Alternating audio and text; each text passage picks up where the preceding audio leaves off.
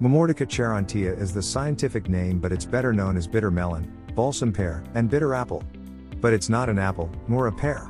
It's in the same family as cucumbers, watermelon, cantaloupe, squash, and zucchini.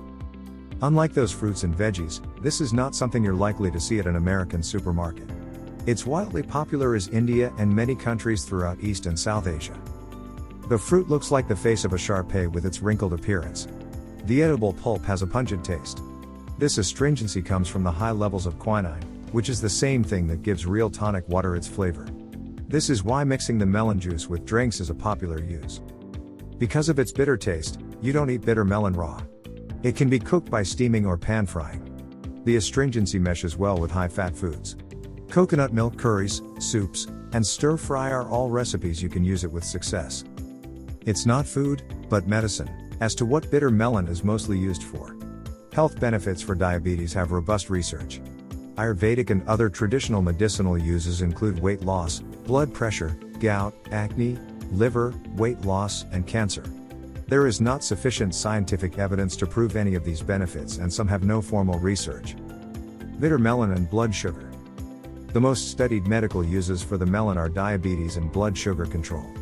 The fruit contains at least 3 bioactive compounds, which have been found to lower blood glucose levels in humans, animals, and in vitro. Carotene, first identified in 1960, it's a mixture of 2 steroidal saponins. Vicin, also found in fava beans, this alkaloid glycoside is actually toxic in quantity and dangerous to people who have glucose 6-phosphate dehydrogenase, G6PD, deficiency, which is a hereditary condition. Polypeptide P, bitter melon is the only dietary source of this compound, which appears to mimic the effect of insulin in the human body.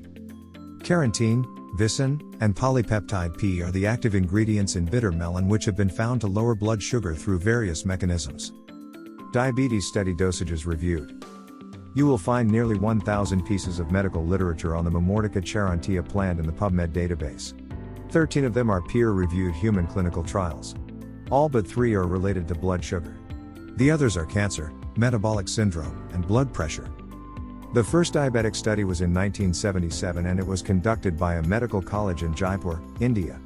They reported, this extract was homologous to insulin obtained from animal pancreas. It showed a consistent hypoglycemic effect in patients with diabetes mellitus. 9 patients tested included those with type 1 diabetes, juvenile, and type 2. A fasting blood sugar sample was measured at 7 a.m., followed by a bitter melon dosage of 10 to 30 units via injection. The lowering effect was seen within 30 to 60 minutes. Peak effect was at 4 hours in those with juvenile diabetes and 6 to 12 hours for those with adult onset and chemical diabetes. Throughout the study, they called it vegetable insulin. Note they didn't use the whole fruit or leaves, as it was compounds isolated from the fruit. Drinking bitter melon juice work. Known as Kerala juice in India, a 1981 study used a 200 to 250 milliliters dosage, which was made with a simple pestle and mortar. They also tested cooked bitter melon, fried. In the 6 men and 3 women of normal weight with diabetes, both the bitter melon juice and the fried fruit reduced plasma glucose concentrations, up to 5.8 millimoles min/L. The max benefit was 60 to 90 minutes after. The third and last study from last century was published in 1999. It was much larger, with 100 cases of non-insulin dependent diabetics. Drinking the vegetable pulp produced hypoglycemic, lowering, benefits in 86% of patients. 5% showed a lowering of fasting blood glucose only. The larger and newer studies. The first randomized, double-blinded, and placebo-controlled trial wasn't published until 2007. It took place at a hospital in Manila, Philippines. There were 40 adult patients with type 2 diabetes. All were newly diagnosed or had poorly controlled treatment. Their PA1C levels ranged from 7 to 9%. Bitter melon capsules and placebo supplements were used. The dosage for each group was 2 capsules taken 3 times daily, after each meal. The results? Diabetics taking the bitter melon supplements experienced a 0.22% decrease in PA1C levels, but there was no statistically significant advantage on fasting blood glucose, or the secondary parameters measured like cholesterol, weight loss, and liver enzymes. Side effects were mild and uncommon. The next study, in 2009 out of Pakistan, made the following conclusion. The study showed that bitter melon could be more effective in the management of diabetes and its related complications as compared to rosiglitazone. That study was focused on sialic acid. During type 2 diabetes, levels of this acid in the blood are higher than normal. That correlates with adverse effects, like higher creatinine, evidence of poor kidney function, and risks for developing diabetic retinopathy. The latter is the leading cause of blindness among Americans.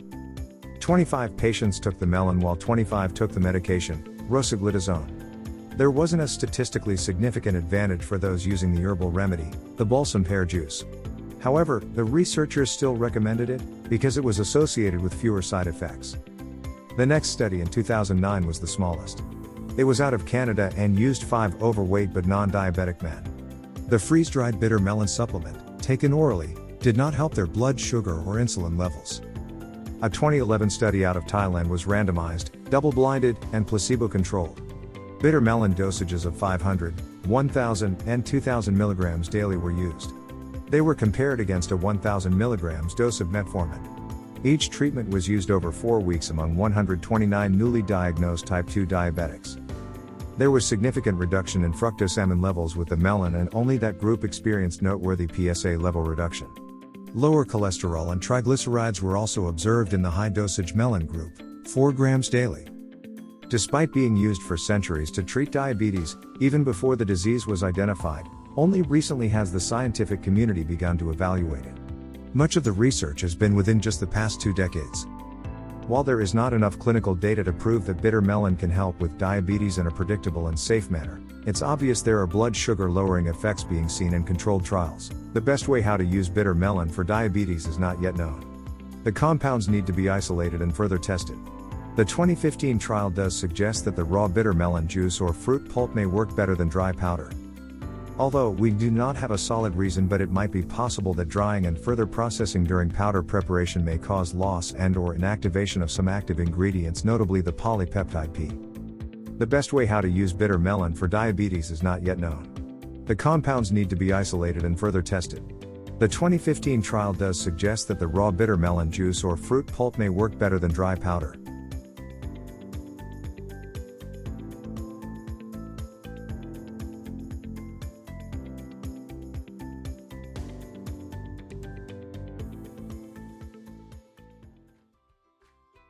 If you enjoyed this video, kindly press the like button.